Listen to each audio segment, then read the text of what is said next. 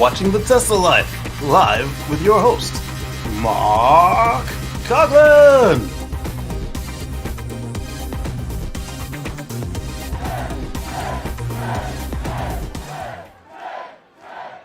Hello, everybody, and welcome to the Tesla Life number 378. Here we are on the 25th of September, 2024. Officially, it is fall in North America. Matter whose calendar. For those of you who are still thinking you're going to have a summer, it's over, my friend. It's over. Gotta wait till next year. Unless you're in the Southern Hemisphere, where it's spring now, and you've run out of time to get all your stuff together to get it started. Quick shout out to Lee Moon and Derek, who joined us in the chat room. If you're up there, please say hello. Let us know where you're calling from. Love to see people joining us in the live chat. So thanks so much for being there. Definitely. Well, Casey, we have got, I guess, one short of the three amigos tonight. Patrick Connor won't be joining us, but of course we have Mr. Casey Green joining us from the Mid-Atlantic. How are you today, sir? I'm all right. How are y'all doing? I've got a little bit of adventure for tomorrow. I've got to return the Tesla loaner car and pick up mine again, which is hopefully in one piece this time. We'll see what happens when I get it. Fingers crossed. Yes, indeed. They both got an update yesterday. I got 12.5.1, which then was immediately removed and way back on yet another month of 12.3.6. I'm hoping that either it was downloading and waiting for me to push the button, or that by the time I get there, it'll have downloaded it again so I can push go before I leave. And on the loaner car, I got 12.5.4 plus S plus. Well, I already had the vision attentiveness, and that was awesome, and it's still awesome. I did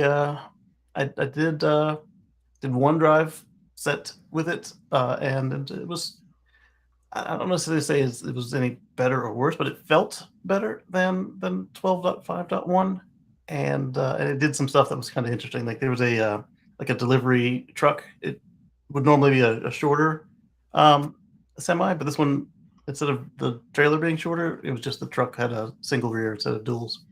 And he had his signal on, and he was in the middle lane like he was going to use the whole road to turn left, and he said he was going to go straight. And the car decided he was going to be slow. So it went beside him in the right-hand lane, which very quickly ended and turned right. And it blasted off and got in front of him. And I might have done that, but probably not. You might have done that, but probably not. Yeah. and the way it handles its turns and such were just felt a little bit smoother. It did have a little more difficulty with the speed limits, but I don't know if that was because it was dark or not. And same with seeing my face. Again, it was dark. The smart summon I did was at 4 in the morning, and the actually smart summon I did was at 4 in the morning, and I figured, oh, this will be fine. You know, it's I'm going to the pharmacy, pick up some medicine, and there's nobody around. There's 2 cars in the parking lot, me and this other one that's been parked since before I got there. And of course, I'm standing in front of the door. All right, come on. One thing I do like is you get to see all the cameras right there. I don't know if the legacies will get the cameras because of whatever reason we already don't get the cameras. And it turns them on. It shows you what it's going to do, and then it starts the path. And this is like it used to be, where you just hit come to me and just hold it down. You don't have to use that stupid circle target map thing. You just come to me and it'll do that. And so it looks around, it starts backing up quite competently, and it starts coming, and then it starts to come to me, and then it decides it's going to just stop across the whole driveway. So I start rushing out to go get it, and then as I get to the door, another car is like right there with the headlights looking all impatient. I'm like, dude, it's 4 in the morning. Where did you use magic from? Because if you're not aware, every time I go to try and do a auto park, no matter how clear I've made sure the lot is, like there could be nobody around, like in an entire like a big box tool store, and like to the point where you can see to the stoplights. The stoplight is red. There's nobody nearby. And by the time the car has started the maneuvers, there's somebody like right up on you, getting ready to beep on the horn. I'm like, where do these people come from? And so from that, I don't see That's Brian. But from that, I don't see what the appeal of actually Smart Summon is, except for if you already didn't have Smart Summon, and the fact that it uses the FSD inference engine instead of like version 8, 9, whatever we were on years ago. The last time they really touched it. So I like most of it, and the other part I don't get if you already had Smart Summon. And for those who don't know, that's Mr. Brian White joining us from Futuraza. He looks quite upset though, so I'm not sure if we're going to talk to him. He really looks upset. How are you today, Brian? Invites went out. Brian didn't get one, and there are no +1s this time. Apparently, there. Let me check mine. I didn't apply. Oh well, that's. I'll tell you, with the number of. I wouldn't put it past them. The number of people who've gotten invitations within the Tesla influence sphere, I have to think that the invites were non-random. Oh yeah, absolutely. That's Dana Hall pointed that out. She's like, "Wait a minute, that looks totally random." Well, also, right, but the +1s make it look non-random. Oh, I got you. Because people like me can sometimes get invitations from people who are watching, who did get a ticket, but there are no +1s. So my odds went from, 1 in a million to 1 in 50 million. I don't know. They went down, is what I'm saying. I am so sorry to hear that. I did get some very smart summon, and I have tried it out today in a practical application.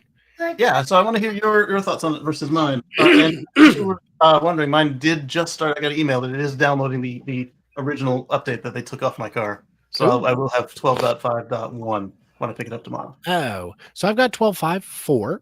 Yeah, and I was very excited.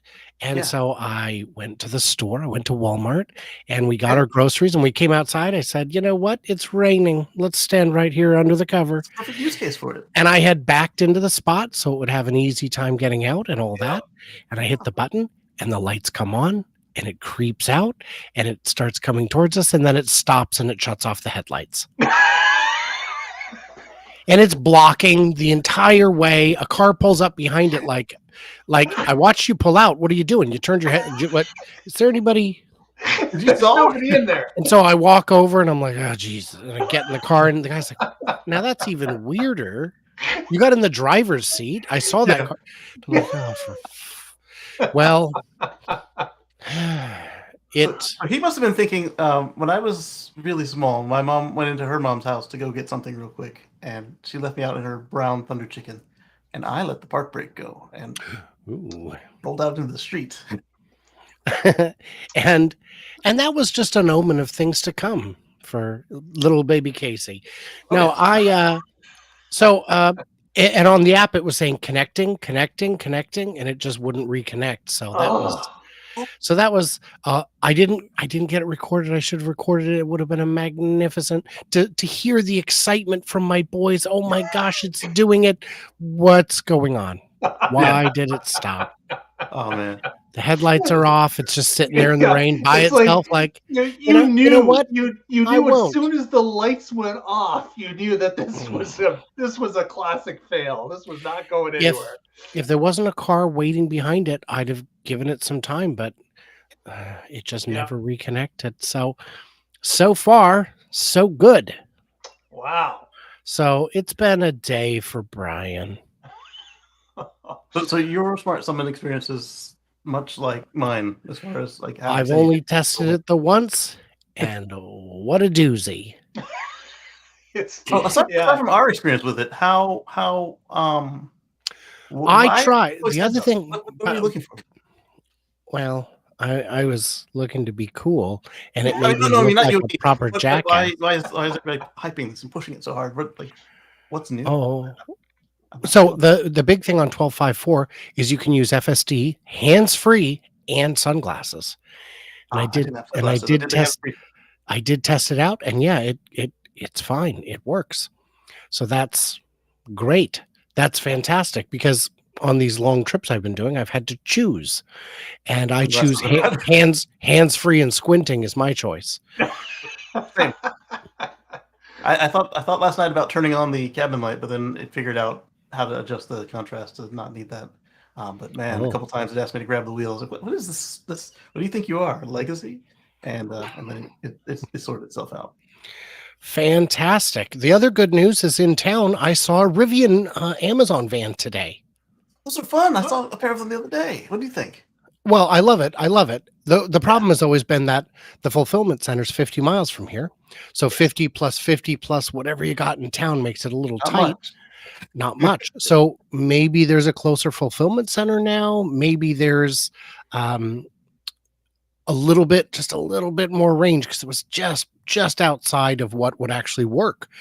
Right. I was just and I had already seen a Rivian in delivery van in town, but it wasn't USPS, or it wasn't Amazon branded.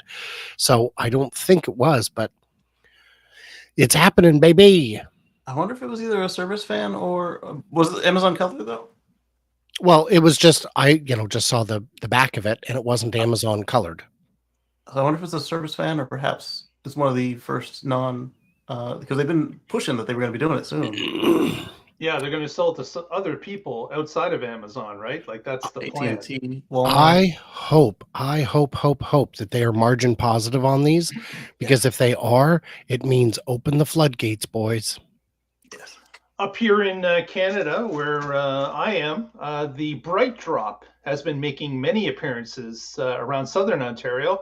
And actually, their GM Bright Drop is bringing one of the vans out to our National Drive Electric Week. That's going to be great. It's coming October 5th. So we'll be able to check it up close and see what it looks like from inside the van. So that's going to be cool. It's smartly, they're now just the Chevy van rather than this new thing that people have to get used to, because we know the brands are strong. Yeah, they took the Bright Drop away and made it just Chevy now. So we shall see. But let's get on with some news. We got a bunch of it this week, and we're going to talk, since you guys have already talked about the Summon. This is kind of a related story of a person in Arizona was getting his daughter to take the driver's test at the local DOT, and they used the Model Y. Thought that would be a good idea. It's a nice, safe car. Their child's learning how to drive with that car, so off she went to run the road test. They thought everything went fine. The MOT was having some issues with their computer system, so they said, "Come back on Monday, and we can let you know how the test went." Well, it turned out that the person that rode shotgun for the test thought that the daughter was using FSD the entire time during the test, and therefore failed her. Now, what happened, of course, is the owner of the Model Y went to them and said, "I don't subscribe to FSD. The car doesn't even have it." So she was not using it. And then they came up with another excuse that they felt that her lack of braking was an issue to give her a license. Then they told the MOT that, you know what? The car has regen braking, so you take your foot off the gas pedal, guess what? The car slows down on its own. It's part of the function. Just like the cars when the guy was learning to drive the first place back in 1920. It had a stick, and it slows down when you leave it in gear. Exactly. I'm sorry, Casey, I can't pass you. You didn't use the rudder to steer. No, well, my car, it's got a wheel instead of a rudder. Well, that may fly where you're from, but here in Missouri. No, here in Arizona. I was one of the last people in my area to have to take the parallel parking test to pass. Oh, they don't do that anymore? They didn't in the city that I was living in, but my grandfather made sure to find the one that was still giving the parallel parking test. Wow. Good man. Good man. He's looking out for the rest of society. Exactly. Because if you can blow that one and still pass, my mom, when she moved from New York to Washington State, was required to take the driving test again. This is a million years ago, of course. And she does all the things, and they get to the parallel parking, and she goes, "No." Oh, excuse me? No. Nope. Just put it down as a fail. Tell me how many points I got. I'm moving on. Well, you've got it. I mean, you have enough points, but you have to do it. No. I'm not even gonna let you have the humor of this thing. She was a real sassy one. One time when I was a kid, she got a ticket, and the cop writes her ticket, and he comes up to the window and hands it to her. Go ahead and sign this. Now, just so you know, if you're going to be going fast, she goes, save it. You can give me a ticket or you can give me a lecture, but you can't give me both. Oh my gosh. That is fantastic. She was. What's the cop gonna do? He's screaming at an elderly lady? No, that's not gonna happen. Well, it was when I was a kid, so she wasn't elderly yet. She was just always fiery, is a very polite term for people who behave in such a manner. She had missionaries at the door, and she tried to shush them, and this is back when manners were a common thing. You couldn't just close the door on someone. And they said, don't you want to go to heaven? And she said, no, I want to see Elvis again, and slammed the door. Well, anyways, back to the story of the driving. Oh, yeah. So they refused the license twice on those two technicalities. Yeah. But then they took a couple days to think about it, and they called them back and said, listen, your daughter can come and pick up her license now, because the cooler heads provided some actual context as to what's going on here. And they decided, okay, the license makes sense. We're going to give the daughter the license.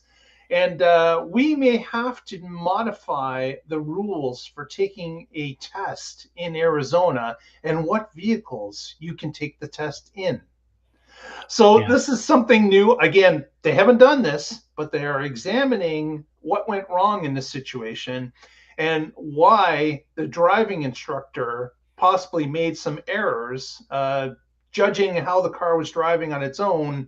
And the braking wasn't enough, even though there was no issue with the braking or stopping. So it was just that the girl's foot was not moving to the brake pedal, and that's what was upsetting the driver instructor or the tester. Okay, so I've got a couple. In a rental car, she's gonna let it roll into traffic. So a couple thoughts on this. If I have cruise control in my car and they say, please drive down this road, and I hit cruise control, that still works. That's still acceptable. Fine. We'll skip that one, pretend it isn't. But on the brakes, two factors there. If I have a stick, I will downshift. Am I going to get failed for that? And second, I would.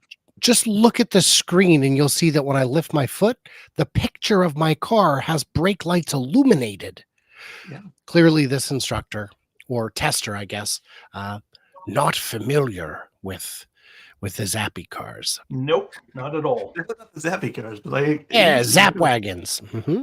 Zap wagons.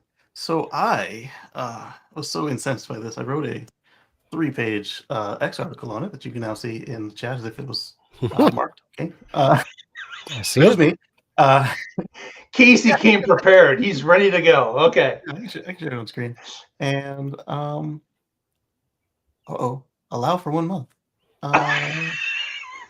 So there's new security on Apple, as if I didn't know that I just clicked share screen, what could possibly happen with sharing the screen. So I went in imagine you're running your driver's license and they said, oh yeah, you can't get it and you need to turn off some stuff like safety features. Like, no, you don't need to turn off safety features. You need to learn how to test. Well, but you used anti-lock brakes. What if the car you're driving doesn't have those? But it does. But this one does. So the drivers of using features that I don't even have. That's unprofessional. Well, that's just dumb. That's just dumb. But so this was what I really wanted to highlight. I came up with a test for how to solve the regen and one pedal driving situation because they all handle regen a little differently. And so if you're concerned that the testee doesn't know how to stop as the tester, you can, or as your what do you call them, applicant or whatever, the person that you're testing, you're concerned they can't stop. You say, "Oh no, balls, stop!" As a kid, and because it's not real, you don't have to worry about automatic emergency braking or any of the other stuff, other than if it's ethical or not to scare the crap out of your person you're testing. And then if they don't stop correctly, then you can take points off for them. Because one pedal is not going to be enough to. Do you guys think that there could be an issue if, not to say this person is ever going to go back to anything but a Tesla, but if they were the daughter was to buy a cheap used car that was gasoline driven, and it didn't have regen at all. Do you think if she hasn't had the opportunity to understand what the brake pedal does in a regular car compared to a Tesla, that she's putting the public in danger? No, In absolutely danger, but no. it's all the more reason to test that she knows what to do with that other pedal. Well, right, but even if you drive a That's kind of core Tesla, you're instruction. still going to use the brake pedal sometimes. If she's Yeah, proficient turn it enough to on. pass the test, that. But Exactly. I just got distracted because Casey was yelling "ball, stop, and testy." So I don't know what this channel is about. I guess I should have researched the show. I'll have my agent do some checking next time, but it's fine. Yeah, so It's fine. if you get some time, go check that article out. Tell me what you think. It was infuriating. The Well, suggestion that you turn off. that is life, Casey. We always get somebody that infuriates us. People are people. You're always going to get some that are off to the fringes, and it just they're putting not just the people being tested in danger. They're putting themselves and everybody else around them, and then anybody during the time when they're testing the car during this limped up mode, because it can't. You don't want it to do differently than it's going to do on the test for your practice. They just need to make the guidelines clear, and it sounds like they don't even. It's not even clear for them. Oh, they are. No, Yeah. they're guessing in Arizona today, so hopefully they can straighten this out. Yeah, I pointed out that you can't use cruise control, and she didn't. But know, it could be just like that. If you use cruise control, you fail. If you turn on FSD and you go to you fail. And if you brake hard and don't skid, you fail. No, it's anti-lock brakes. But if you skid and you weren't pumping the brakes on the car without anti-lock brakes, you fail for not knowing how to stop the car. But one thing I suggested was perhaps we, same way we have emissions testing in many places, we do just add on to that code and just have a little status that says whether the autopilot equivalent was on or off, and you put a little data recorder in the car for the test. And if you come back and you see it says yes at any point in time, then they failed. I mean, it makes a sound, and there's a little icon on the screen. Well, I mean, they're all different, and there's so many. I mean, any one guy could see 300 car models in one month. But so if they had that little simple, telltale, got it or not, or for these older cars that might not get the update because of, we even saw that the Bolt got updated for supercharging during its battery recall. But if for some reason you get missed, then I suggested, hey, offer to put a camera in the back of the car for ref review, and if you say no, I don't want that, and they accuse you of some stuff, then you lose. But if they make some mess, then you could then have somebody from like the manufacturer for training or repairs or whatever. Or if the company's going out of business, just an arbiter who has actually read the manual and maybe watched the YouTube video on how it works for your car, and they can say, yeah, he did it, or no, that he didn't make the doot doot sound, so no, he didn't do it. Brian, you're muted. Well, the worry I have is anytime you get a young person around a camera, they can't stop telling people to like and subscribe.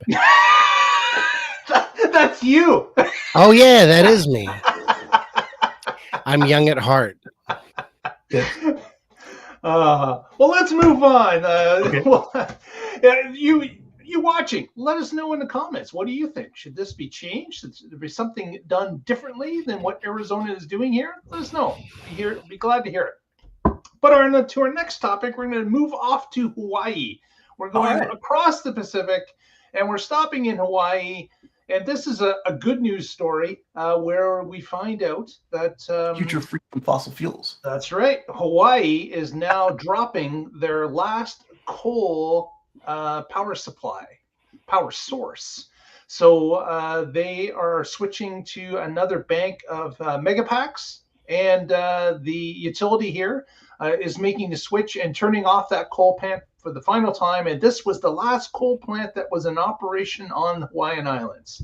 So the tropical paradise can once again start to claim its glory as the black, dark cloud is no longer pumping across the beaches or into the mainland with the tropical breeze. So that is great to hear, and a big plus. And thank you, Hawaii, for getting on board with this.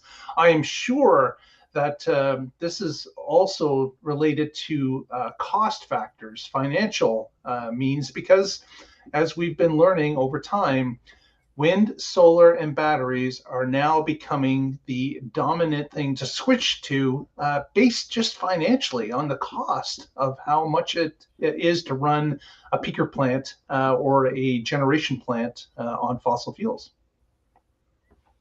Cool. I mean, Love also to hear on an it. island, you got to get everything shipped in. So to have all that coal shipped in just so you can light it on fire. Well, and I feel like that isn't Hawaii the place where they can't get international ships directly. So all the cargo has to first go to the mainland and then go to Hawaii. And that is true of the fuel as well. So they're getting the most expensive fuel, the longest route possible. It's brutal. Or it's a U.S. ship with U.S. rates and U.S. regulations. So then they're paying extra for that because they can't get around any of the stuff because it's a U.S. to U.S. which is allowed, but then they pay out the nose for that as well. Crazy. Yep. Next, wanted to touch upon this little news article about our old friend Slacker on the Teslas. Slacker, I heard the newer. Which is a I don't know where he gets this stuff, Brian. I have no idea. I'm a bad influence. That could be it. That could be it. But Slacker is, of course, the streaming service in all Teslas that came with it as default, the music media player that everyone got a free subscription to, and of course would infuriate you because you couldn't back up the song or play it twice in the early days or things of that nature unless you had your own account. Yeah, unless you had your own account. Well, apparently, so even if you had your own account, they would still treat you like it was free. But apparently what's happened with Slacker is that the company that owned it has sold it and another has bought it. And Slacker still existed through a couple of these transactions. But now it has changed in the Tesla app and is now LiveOne. So that is a bit of a change. Not sure. It sounds like the company still owns it that was running Slacker maybe a month ago. It's still the same company, but the name has changed to it's worse than that. So 3 years ago, the name of this company changed.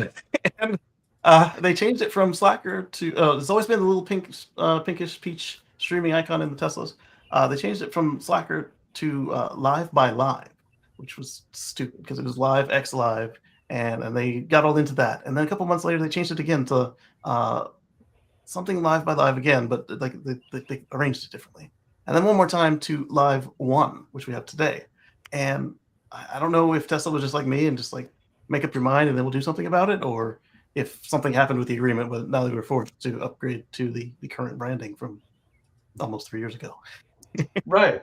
So it's now made its way, I guess, with an update that's going to show up as a different icon and name in your Tesla media player. It's still the default. But it's now changed somewhat in looks and icons. So not sure if it's going to behave any differently. I have not checked mine yet to see if it's showed up yet. Has it shown up for you, Casey?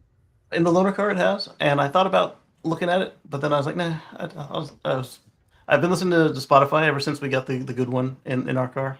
Okay. And then YouTube Music when that came with the summer update. And so I was like, do I really even want to bother with Slacker One by Live or? And the answer is no. Sorry. I've never even heard of this service. I've never used it. You've never used Slacker? You've never used Slacker? Nope. Wow. Didn't know it was there. Didn't know anything about it. Just went straight to FM radio? Spotify. Spotify. Okay. Well, yeah. Spotify was only a thing when you got your car. Yeah, that makes sense. Yeah. And Bluetooth, we've used that before on our drive. We got bored of all music that exists. So we went to sonu.com or .ai and made new music instead. And we would just come up with crazy prompts and then just listen to songs that haven't existed before. That's pretty cool. Via Bluetooth. Yeah, it was great. You could had little DJs in the back magically generating new stuff. Nice. Also, in the summer update, we got Audible. So I was listening to some ebooks that way. And what I do like about all of them, I haven't looked at Live by Live to see if they fixed it or not. I used to have to type in the whole password to the bear. YouTube Music, YouTube itself, Audible, Spotify. almost everything I've needed to log into, you can now just hit it with a QR code and then type in a confirmation. Really? Because Yeah. I've never been able to get it logged into my YouTube because I've got YouTube Premium on an account, not my main account. I've got it on accounts we have it in the house, but I don't know what the password is to that account. I have no idea. I've been listening to ads like a caveman in my car. It's exasperating. I'll try it again. It may make a difference which point you get in. I did it every time from the YouTube Music app on the Tesla, and they're like, "Hey, here's a code. Take a picture. Give us this back." And 5-7H7-6. Great. I had used Slacker quite a bit, just like Lee Moon does, until Apple Music showed up, and then I was able to use that. But I have found lately that Apple Music is failing badly in the fact that it keeps asking me to resubscribe over and over and over again. It kicks me out. I have to do the scan the QR code thing again multiple times, and it's just a pain in the butt. It may last 2 days, and then boom, it says scan it again. So I hope there's a little fix that comes for that. It makes it a little better. But right now, it's a bit of a pain. But what can you do? Technology. Next, yeah, exactly. Next, going to talk a little bit. Casey, you commented on this particular story about the Hitch. What can you tell us about this? So Tesla has bad news about the Hitch capacity on Cybertruck, and so this came up a couple places on the web this weekend or a couple days ago, and people were like, "Why is this thing can tow 11,000 pounds? Why can I only put 150 pounds on the hitch for my bike rack?" And then I was reading through the verbiage, I'm like, this is exactly what it says for my Model X. and so some folks had suggested that perhaps they had gauged it wrong or something to that effect. And then the answer is most likely they may have just copied and pasted it from my car, but on the Model X, you're limited to the same exact amount for accessories on the hitch that are not full-on trailers being towed. And what's happening here is that you've got up to 150 pounds on a 1 meter, 1.5 meter swing arm, just bouncing around there, and that adds a lot of stress because you get that nice lever arm that goes up that 2 meters. And what was always interesting about this is that the official Tesla bike rack accessory for Model X can hold 4 bikes, but you're limited to 2 by weight and 2 adult bikes. And so a couple people were finding out as they went on long road trips and they were doing this with 4 bikes, and Tesla would deny the warranty claim because they overloaded the racks. And that's probably exactly what's happening here with Cybertruck, because yes, it can tow 10,000 pounds, and yes, you can bounce it and whatever else just fine, because it's the same way with Model X. I can tow 5,000 pounds and it doesn't break or the bumper fall off, or they're trying to connect it with that guy who was blowing up the trucks, and it wasn't that. I would like to see a trailer that someone can manufacture that weighs less than 150 pounds, that you could, with something in it, anything, dozen eggs, I don't care, that can handle highway speed. Because I don't think you can do that. I don't think that would be roadworthy. With the tongue weight, it's way lower down. It's like right on the ball, and the ball is like within 2 inches of the center line of your hitch, and they engineer it for that. They graciously allow us to put bike racks and accessories that kind of go up. Back to the ball, chat. I get it. And, Mark, and on the Model X, they even tell you, don't have more than 1/2 inch of rise, or more than I don't think any dip. So really, Casey, you're saying the issue is not with the towing capacity. The issue is with the meter or 1.5 meter extension that will torque the hitch in different directions based on 200 pounds being on it and being wrenched back and forth on a highway drive or when you're taking turns or whatever. It's just, it's wrenching on that lower hitch in different ways that's not designed for. Exactly. And that's how it was on X. And since they copied everything, I don't know if the numbers all match up, but they copied everything. I'm assuming that that's probably the same reason they did it on Cybertruck, unless it was wholesale copy and paste. But do you really want to risk your warranty to find out by putting that third bike on there? Definitely not. They also copied and pasted the paint best practices. Paint care. Yeah. I mean, Don't get the car don't get your Cybertruck too wet. Yeah. Oh man. Well, it does have some paint on it, but not where you can really see it. Well, on to Supercharger Day for Kia. We heard last week, of course, about GM now getting access to the Supercharger network. Unfortunately, if you're a GM owner, you're going to have to pay that $2.25 yourself to get that adapter. Not like Ford, where they gave it away, although the giving it away would cause a problem too, because there's such a backlog of people waiting for them. So it's all over the board. Rivian will also mail it to you. And now, when you order a new Rivian, they will include the adapter, even if other people are still waiting on theirs in the mail. Oh, okay. They got some backlash for that. Another perk for that, yeah. Yes. So Kia has announced ahead of time, which is good for them, if the timetable remains, that January 15th, 2025 will be Supercharger Day for Kias. They did not announce whether or not they're charging for the adapter, but they have said that on the 15th of January, they expect to have access now for those Kias on the Supercharger network. So you know who else hasn't said? BMW. Who's that? BMW. Yeah. They just said, yeah, it's future. Old guys, future. I'm like, everybody else had at least said something. GM didn't make it clear that they'd be charging it, but they left the door open to that. And then BMW just didn't even mention it. I'm like, until they have this together. So you're saying BMW is going to open access to the Superchargers, but not provided an adapter at all? Well, I mean, the question would be whether they provide it or tell you where to get it, and if it's going to be free or paid, just like this. Oh man, wouldn't that be something? Yeah, Supercharger access is open, but we're not giving out any adapters. So it's the way it's going to be. About the Kia though is we've seen them with a native port on it. So that'll be Brian, fun. we've taken a poll here. Haven't heard from you, but what manufacturer do you think will be next to put a NACS adapter in a car that is being sold to the public? I have to think it's going to be Ford, right? That's because they were the first to announce. Yeah, they were the first to announce. If you'd have asked me the day that it was clear that it was going to be happening, that Ford was leading the charge and everyone would follow, I wouldn't have said Ford. I'd have said someone smaller and more nimble. But they're all just so slow. They're all just so slow. But I also am impressed that everyone got on board. I think, is there anyone who didn't switch? VinFast. Oh. and also, what's their name? I would have guessed they'd have been first. Oh, Aston Martin? No, not Aston Martin. Our fine friends at Fisker. It's too late. It's too late. It's well, that problem has gone away on its own, hasn't it? Really, self-solving problem. Yeah.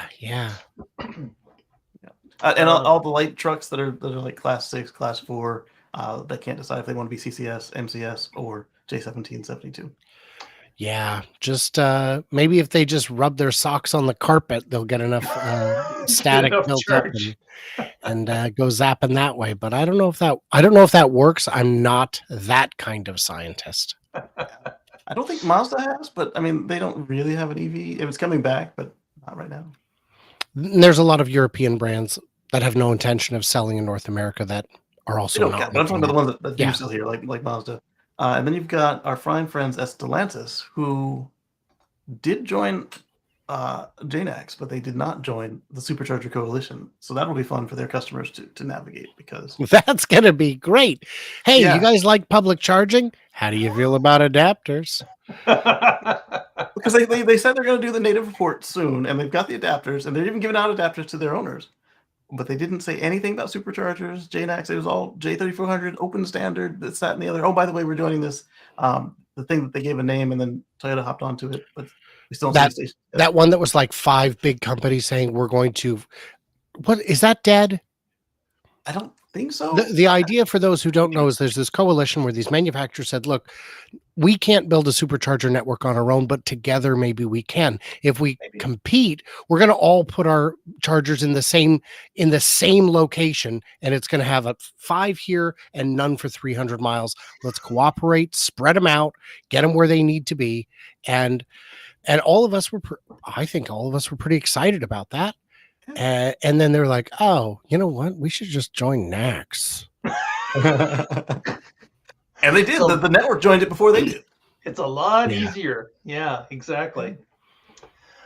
Brian, you saw a new NACS connector in Vancouver, did you not? What I sure did.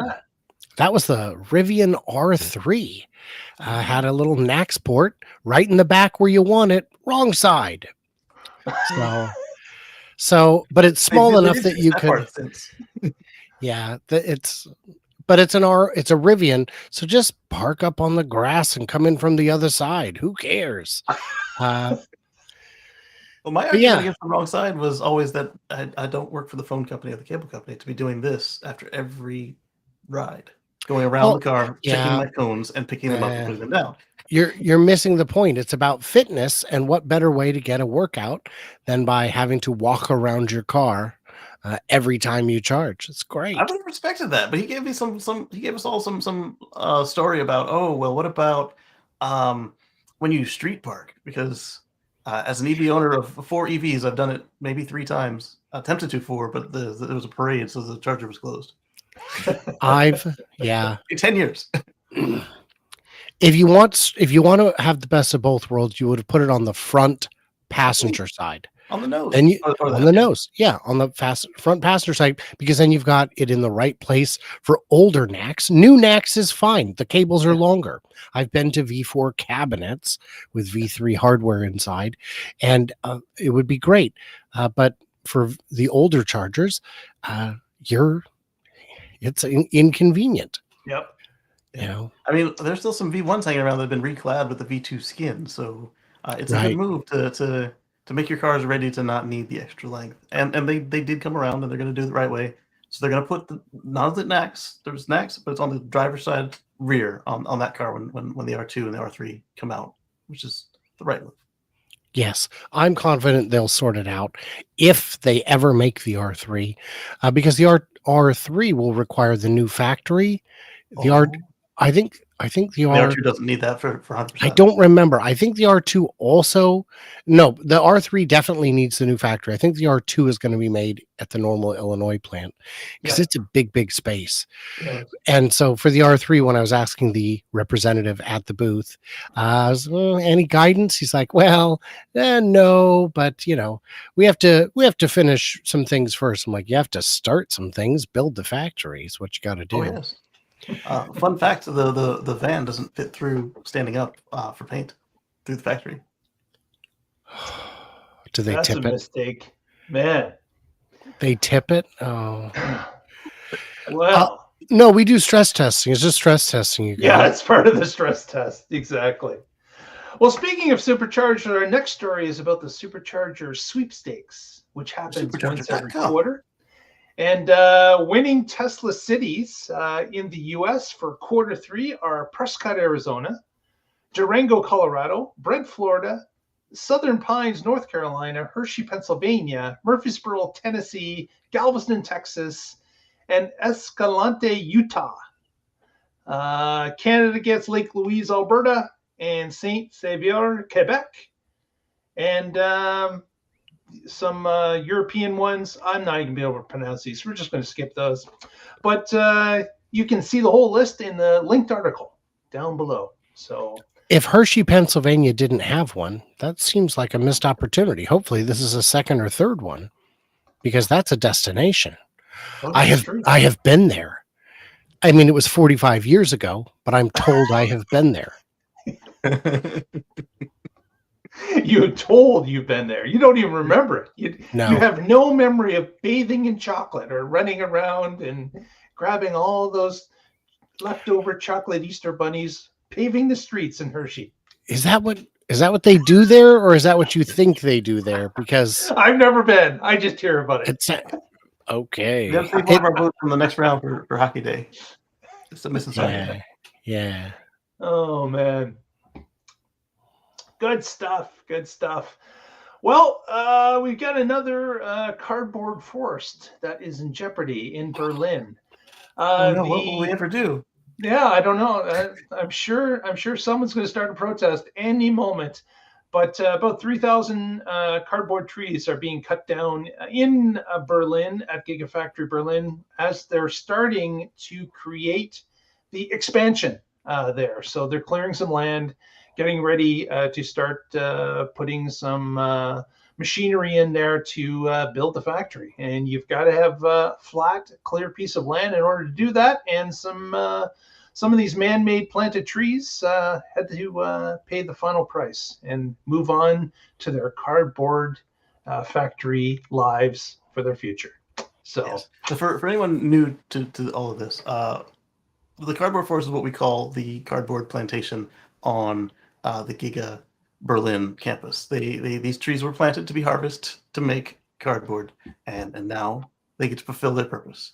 And also, for every tree that Tesla cuts down or has cut down, they will put down 4 to 5 native trees, hardwood trees that belong and are suited for the climate elsewhere. So not planted in distinct straight rows, but spread out a little bit to be a real forest. So it's it'll actually be a forest, and it'll be a native forest. So that's a plus. But the protesting thing in Germany is huge. And I'm sure they're going to protest about this too, but that would not surprise me. If Casey's got Hockey Day's joke there. There it is. So this is a common misconception, Hockey Day. I wanted to address it. It's they're not, the trees themselves aren't cardboard. What you do is, I don't know, bake them and then they turn into cardboard. I think that's how it works, is you heat them up and then they turn into cardboard. No, the way you would get rid of the trees humanely is just leave them there and build the factory around it for the rest of their natural lives, which would be, I don't know, a couple months probably. So then you clear the trees out and away you go. Yeah, so that's the news of the week. We thought we'd cover here at the Tesla Life number 378.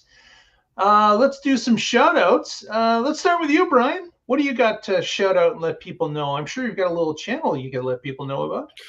If you're here and you're not familiar with Futuraza on YouTube, and at Futuraza on the old X, I do a lot of stuff there, but I also get out and I go to a lot of events. I just got back from the big Cyberfest in Ocala, Florida. That was a crazy, crazy weekend. And then tomorrow I'll be at the Tigard Portland, near Portland, the Tigard Tesla showroom, where we're having an event at 6 p.m., 6 to 9-ish maybe. I don't know what time it ends, where if you do a test drive in any car, you get a raffle ticket. And if you say that I sent you, I get an extra raffle ticket. And that's even the best part, because I don't keep my swag. I give it away because I've got enough stuff. I don't need more stuff, but winning is still fun. That's why at the fair, I spin the wheel and then I say, nah, I don't need a hat. I'm good. Thank you, though. But they're like, well, is there anything on this table you want? No, I wanted to spin the wheel. I just want to spin the wheel and win. That's all I wanted to do. Yeah. Yeah. I spun a wheel that didn't have the clicker. The little clicky thing broke, and you spin it and it just goes for like 3.5 minutes. It just doesn't stop. So that's what's going on. October 26th in St. George, Utah. I'll be out there for the big Tesla light show. That should be fun. And we'll be in Vegas the days before and after it, because that's where we thought the event was going to be. That's where they told me to book my ticket to. So that's wild. And of course, for 10/10, I will be going, not to the event. No, not to the event. I'll be going to all the events around the event, and I'll be dressed in black because I'm in mourning. So that's what I've got going on. Oh, I am glad I asked. I am certainly glad I asked. But Casey, what do you got going on to tell the good folks out there? Oh boy. Well, starting tomorrow, like I said, going to try to go get my car back, and hopefully it goes smoothly. And then I can stop making all these late night runs to random Tesla service centers, trading cars around. And then on Friday, you can come by and catch us on the Tesla Life Express. And then on Sunday, catch me and maybe some of our friends here over on Let's Chat with Casey and Friends on Sunday at 1:10 Eastern over at youtube.com/Casey Green. Again, Monday back here for the Tesla Life Express, and then we'll reset again for the new Tesla Life live show, same time, same place as today. Very good. Very good. Well, thank you, everyone. And Patrick, what have you got? Join the Oregon Electric Vehicle Association. OEV8.com. Org. How dare you, sir? Don't throw out false information about the Oregon Electric Vehicle Association. It is a fun group. If you are in Oregon, it is a fantastic group. We have all kinds of fun events. We do drives. We do outings. We have ride and drives. We go to the auto show and host Ask an EV Expert at the Electric Alley. We do a lot, and we're cool dudes. Yeah. I don't know about and that. And with that, certainly I want to give a shout out to National Drive Electric Week, which has started already. It lasts for 2 weekends. It'll be this weekend and next weekend and the days in between. And if you haven't already, go to Google, search National Drive Electric Week, and find an event near you. Sign up and go and visit it. Talk to some EV owners. There's lots of people out there with knowledge that can let you know if you haven't got an EV. They can tell you what it is like to drive an EV in your area, in your neck of the woods. And those people are happy to help you out, just like the Oregon Electric Vehicle Association. If you haven't already, please give us a thumbs up on the video. Press that subscribe button. We would really appreciate it. Helps us out immensely. Doesn't cost you a dime. And with that, we'll get together next time. And together, we'll find out what's happening in the Tesla life. Good night, everyone.